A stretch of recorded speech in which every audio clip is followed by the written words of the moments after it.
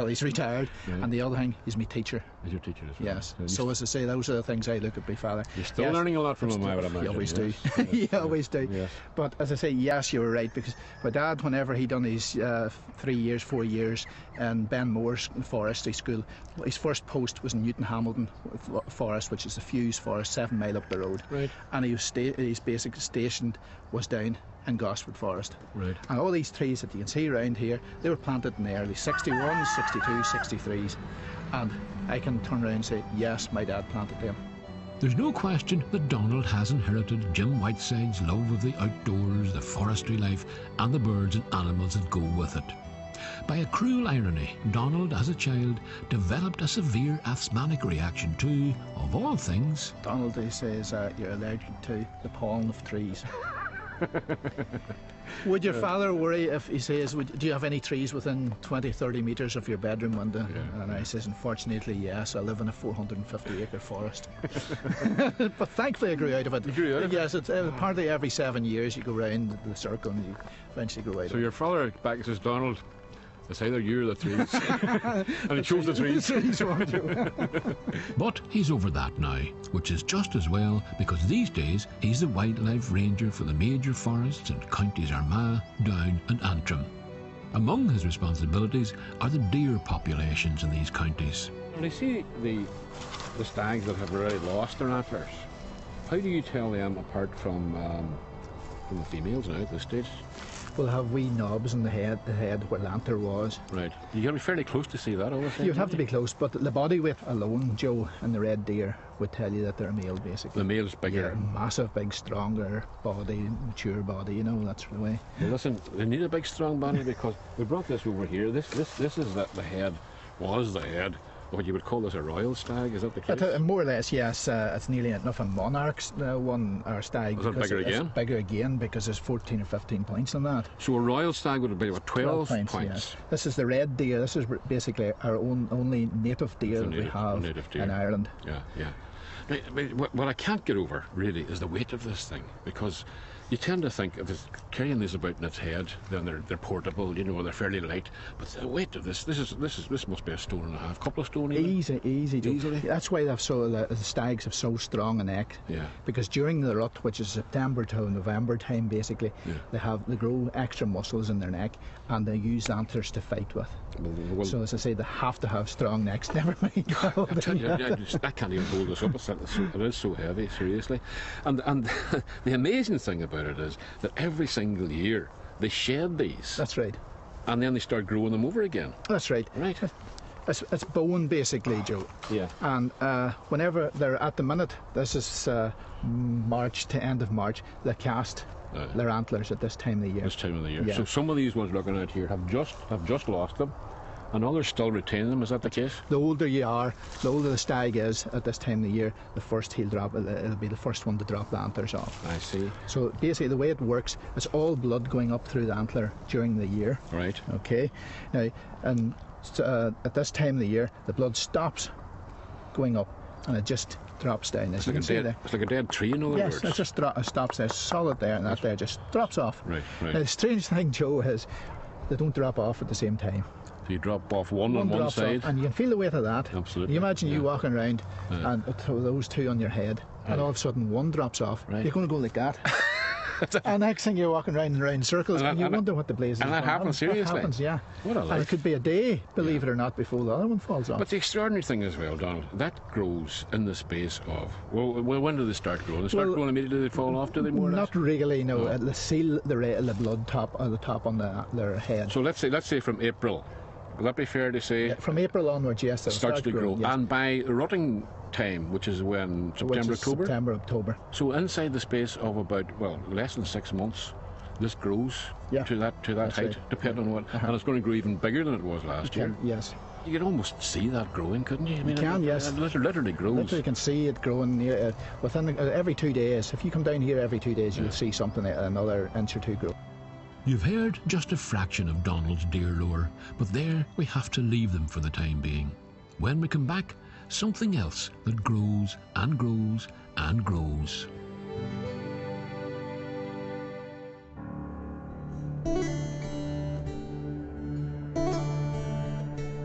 The Atchisons, heirs of Gosford, have left a lasting impression in this corner of Armagh, and two of the most durable aspects of their legacy are Gosford Castle itself, which we'll be visiting shortly, and the Arboretum, a collection of exotic and by now ancient trees from all around the world.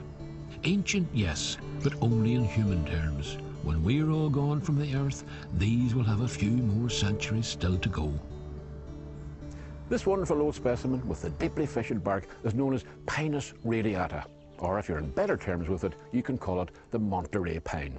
As the title suggests, it's a native of the California coast, and here in the Arboretum at Gosford, it stands out like a kind of exotic stranger. But because it grows so fast and produces high-quality lumber and pulp, it is in fact the most widely planted pine in the entire world. And in South America or Africa, Australia or New Zealand, you could find huge plantations of them. This is what happens to you when you don't use sun cream. And then there's Thuja occidentalis, a cedar-type tree of which there appears to be a whole forest here. It is in fact just one tree with many offshoots, and it's known, for fairly obvious reasons, as the cathedral tree. Any knowledge I might display about these trees I acquired from Dawson Jones, the head forester here at Gosford, with whom I spent a highly instructive morning measuring trees. Did you know, for example, that there's a tree register, and that there are trees called specimen trees, of which there are some 25 in the Arboretum at Gosford? What does specimen actually mean? I mean, this is the biggest of its type, in other words? Is that Well, like no, it wouldn't necessarily be. If it was the biggest of its type, it would be classed as a champion tree, possibly a champion tree maybe of Ireland, or there's another register which is the Trowey register, which is tree register of Britain and Ireland. Right. And if, it could be a champion of the British Isles. Right. It could be a champion tree of Ireland. So do you have any champions at all in Gosford?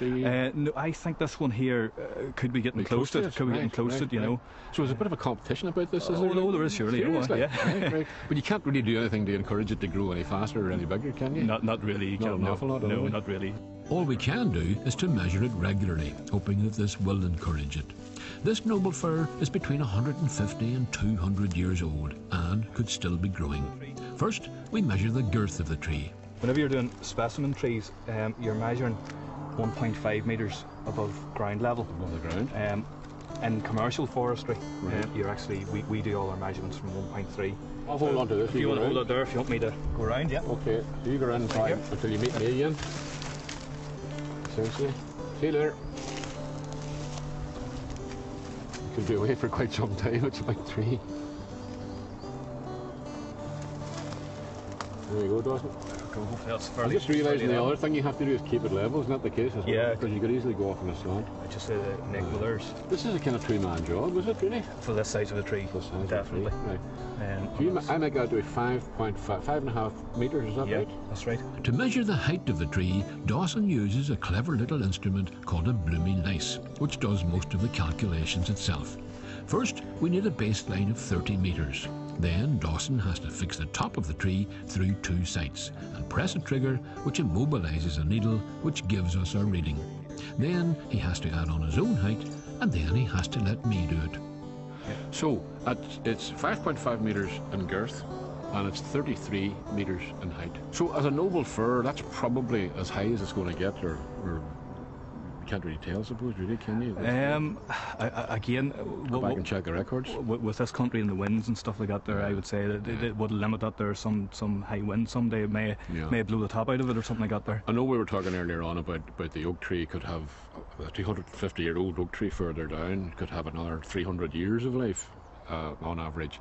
This one, 150 years, do you reckon, would it have a similar kind of lifespan? Or well, I suppose that's the thing about the arboretums as well. One of the great things about the arboretums is that there are all these exotic trees that have been brought around from all over different parts of the world, and we don't really know how they're exactly going to react through time to our climate. It's a long, slow study, isn't it? It's a long, slow study, so it is indeed. So there'll be other people standing here when you and I are gone, Dawson, doing similar kind of measurements and saying, well, now it's 300 years old. And I would imagine they'd have some other sort of, maybe they're still using this here, you never know. One man holding the tape out and another man zapping it or something like that. Some of the trees we see around us now would have been young saplings back in 1819 when Archibald Aitchison, the second Earl of Gosford, commissioned Thomas Hopper, a fashionable London architect, to build Gosford Castle.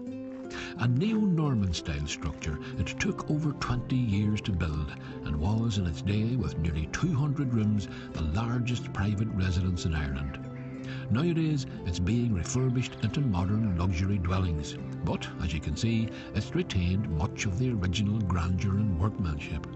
My companion on this walkabout is local historian Neil McGlinnan, who has made a special study of the Aitchisons. Do you know the thing you notice as you first walk inside it? The chill indoors? Yes. Stone. Yes. Must have been a terrible place to heat. Indeed. And the documents show how much money was spent. There would have been the equivalent nowadays of millions of pounds spent on heating. And he tried about half a dozen different systems. And then he would take one out and try another one. Yeah. It was the dream of the second Earl Archibald. Right. And there were a number of reasons for why he wanted to build a castle. But probably the main one was to celebrate his brilliant marriage to an heiress, Mary Sparrow, from Beccles in Suffolk. And her, an heiress, and of course that was the thing in those days, to land the heiress if you could. And it's reckoned that it was her money built for the first 10 years or more, because the costs didn't seem to go up on the estate costs. Right. And I reckon that her money was being used. And why they picked this particular style, and this neo-Norman style, which was probably out of date then in the early 19th century, was because she came from East Anglia and would have been used to these castles. So this would have reminded her of home, in other words. Exactly. Yes, Mary Sparrow from Worlingham Hall provided the money to enlist the top craftsmen in the country and the most expensive materials. Portland stone staircase, carved oak architraves, vaulted ceilings, elaborate underfloor heating systems. But the truth is, they didn't get much joy out of it. By 1830, the couple had become estranged. Mary Sparrow went back to live at Worlingham, and their children were brought up there. And she died 1841. And he was in politics at this stage, and he was governor. He was appointed governor of Lower Canada in the mid-30s, and he was away for a number of years. Now, he asked his son, Lord Aitchison, then to come over at that stage and try and get the place finished, get the tradesmen, professionals and so on. And he came over for a very short while. But sure, he was leading the good life and didn't fancy it. Spending all his time over here. Anyhow, the second Earl, he didn't really come until towards the end of his days, in the 40s. He sold Worlingham Hall. Remember, he had inherited that. Well, that came with the wife as well, did it? Absolutely. And you would have thought at the outset that man's done well for himself. Yes. But in fact, it didn't turn out all that well. Indeed. No. I mean, that was the thing.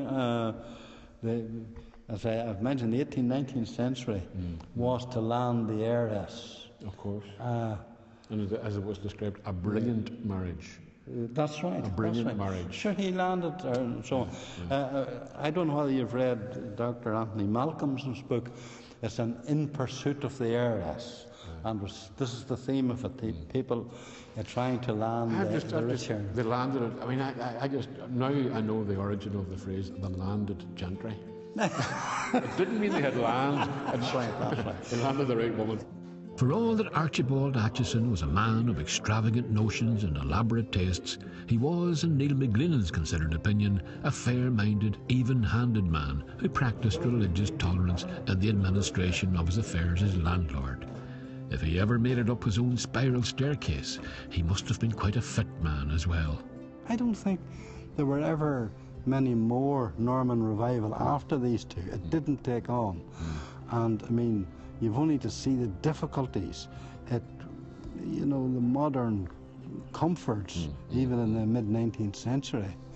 How could you possibly heat these such a building. What they left behind after all their efforts around were some magnificent huge fireplaces. Well, that was another. I think you would have got nice and warm if you were standing beside one of those. I would imagine. 28 bedrooms. 28. Had fireplaces in them. 20, yeah. I wouldn't like to have the heating bill of it, I can assure you of that. So that was.